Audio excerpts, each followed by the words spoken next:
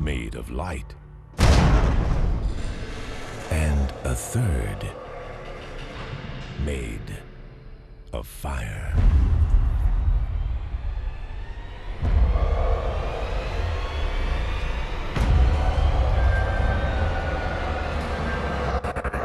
Iblis itu adalah dari bangsa jin. Surat apa itu? Surat Al-Kahfi. Bukan mentang dari jin lalu langsung di surat Al-Jin. Di surat Al-Kahfi Allah sampaikan bahwa iblis itu sebenarnya adalah asalnya bangsa jin yang sangat soleh dan taat. Dia sangat soleh, betul-betul soleh, taat. Tidak ada dosa yang dilarang Allah yang tidak mereka kerjakan. Hobi menumpahkan darah di mana-mana, membuat kerusakan di muka bumi. Lalu Allah Subhanahu wa taala utus para nabi-nabi, malah dibantainya nabi-nabi. Nabi-nabi dari bangsa jin juga ya, dibantai oleh mereka, dibunuh oleh mereka.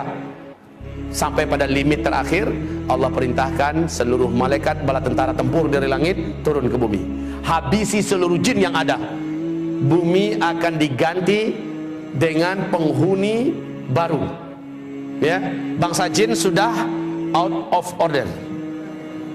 Ya, sudah nggak layak lagi untuk menjadi pemimpin dan pemakmur bumi. Disuruh malaikat-malaikat turun, malaikat-malaikat tempur. Walillahi junudus samawati. Allah memiliki bala tentara di langit, disuruh turun untuk ngabisin bangsa jin. Tahu enggak Bapak Ibu, siapa yang diangkat oleh Allah menjadi panglima perang? Namanya waktu itu belum iblis ya, namanya ketika itu masih Azazil. Ini ada dalam kitab tafsir Al-Hafiz Ibnu Katsir ya. Namanya saat itu masih bernama Azazil. Jangan kasih nama anaknya Azazil nanti. Lalu turunlah panglima perang ini, yaitu Azazil, dengan memimpin seluruh malaikat-malaikat tempur. Semua bangsa jin yang ada di muka bumi diratakan, dibunuh. Yang dibiarkan hidup oleh Allah adalah yang melarikan diri sembunyi, masuk ke gua-gua, masuk ke hutan, sembunyi di pulau-pulau. Dibiarkan oleh Allah, jangan dikejar, biarkan saja mereka tersisa hidup. Nah, ini cikal bakal calon pelanjut bangsa jin ke depan ya. Lalu setelah selesai, malaikat-malaikat tempur naik kembali naik. Azazil juga naik ke atas. Bapak Ibu, Allah kemudian menyampaikan kepada mereka semua, inni ja'ilun fil ardi khalifah. Saya punya misi akan menciptakan pengganti baru yang akan memakmurkan bumi. Iblis merasa bangsanya sendiri sudah dihabisi, sekarang diganti, jadi nggak nyaman dia, diganti dengan makhluk baru. Dia coba hasut para malaikat yang ada, si Azazil ini, sampaikan pada Allah, nanti akan terulang kembali kisah lama. Orang kamu numpahkan darah, buat kerusakan, ya kayak lama-lama aja. Ya udahlah, kita aja lah, kita aja makhluk Allah, khusus nyembah Allah. Bahasa Azazil ini disampaikan oleh malaikat kepada Allah. Qalu ataj'alu fiha man yufsidu fiha wa yasfiku ad-dima wa nahnu nusabbihu bihamdika wa nuqaddisu lak. Qala inni a'lamu ma la ta'lamun.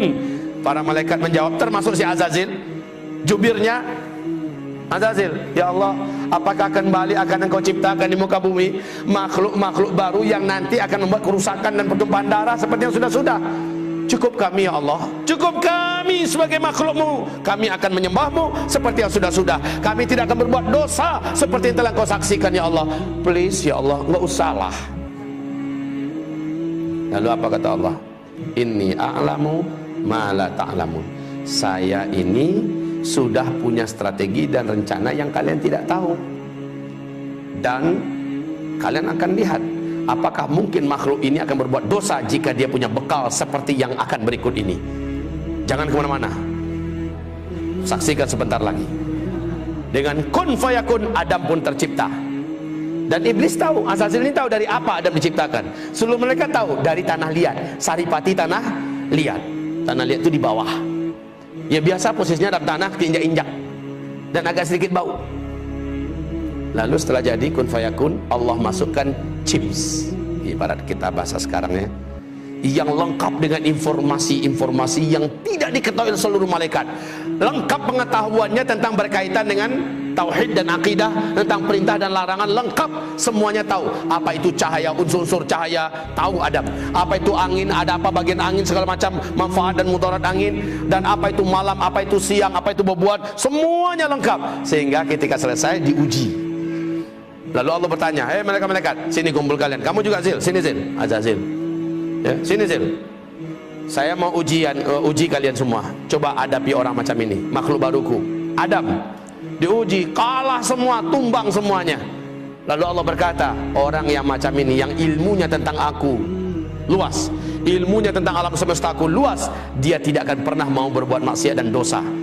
Makanya dikatakan innama yakhsyallaha min ibadihil ulama. Yang paling takut kepada Allah dari seluruh hamba-hambanya adalah orang-orang yang berilmu. Jadi orang yang berilmu tidak akan berani berbuat maksiat karena dia takut kepada Allah. Setelah itu memanglah sujudlah para malaikat, karena Allah perintahkan sujud.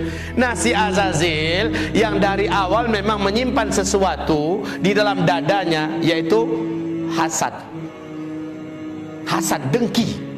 Dia tidak rela dan dia tidak mau kalau orang senior yang hidupnya telah teruji selama ini patuh dan tunduk pada Allah, masa dia yang harus sujud pada junior yang baru saja jadi. Lalu dia nggak mau.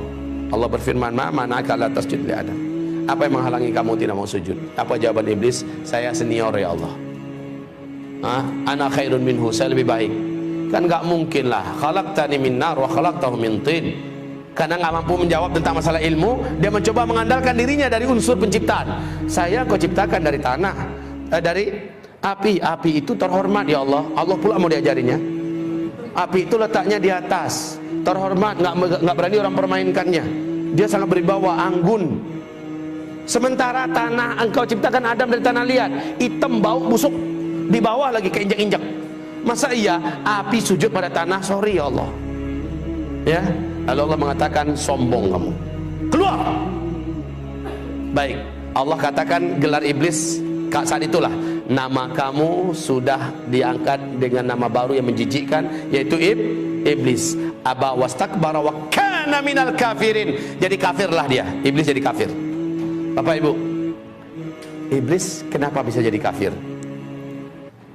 Kan dia soleh, kan dia taat. Kenapa dia jadi kafir? Awas, hubungkan kajian kita dengan la ilaha illallah loh. Tidak tak? Itu jawabannya. Apakah iblis dibolehkan masuk surga? Lan tadkhulaha abadan. Engkau sekali-kali tidak akan berhak menjadi ahli surga selama-lamanya. Iblis punya kunci enggak? La ilaha illallah. Iblis yakin enggak dengan Allah? Pasti. Iblis mengimani Allah tidak? Pasti, ya kan? Pasti. Tapi iblis punya kunci enggak? La ilaha illallah. Punya enggak? Punya. Cuma sayang patah salah satu giginya. Disuruh sujud kepada Adam, dia tidak mau. Bukankah salah satu gigi daripada gigi-gigi la ilaha illallah adalah wajib mengikuti perintah-perintah Allah dan mentaati larang-larang Allah? Wajib. Iblis di situ nggak mau. Sujud kepada Adam itu nggak mau dia. Satu saja syarat Allah yang ditolaknya menjadikan dia dikatakan Allah kafir. Awas, ini zaman banyak nggak orang menolak ayat Allah. Ini zaman banyak tidak orang menolak syariat Allah. Banyak. Ini zaman banyak tidak ulama-ulama kiai-kiai yang berani-beranian melecehkan, menghina, menyudutkan ayat-ayat Allah. Banyak tidak? Banyak. Nasib orang itu bagaimana menurut Allah? Sama nggak dengan iblis? Buka surat Muhammad ayat 8 ayat 9. Surat 47 ayat 8 ayat 9. Allah katakan dalam ayat itu, siapa yang membenci satu saja di antara ayat Allah, kafir dia. Satu saja ayat Allah dia benci, dia tolak, dia musuhi, kafir dia. Kayak iblis. Iblis satu saja perintah Allah ditolaknya, maka iblis menjadi kafir.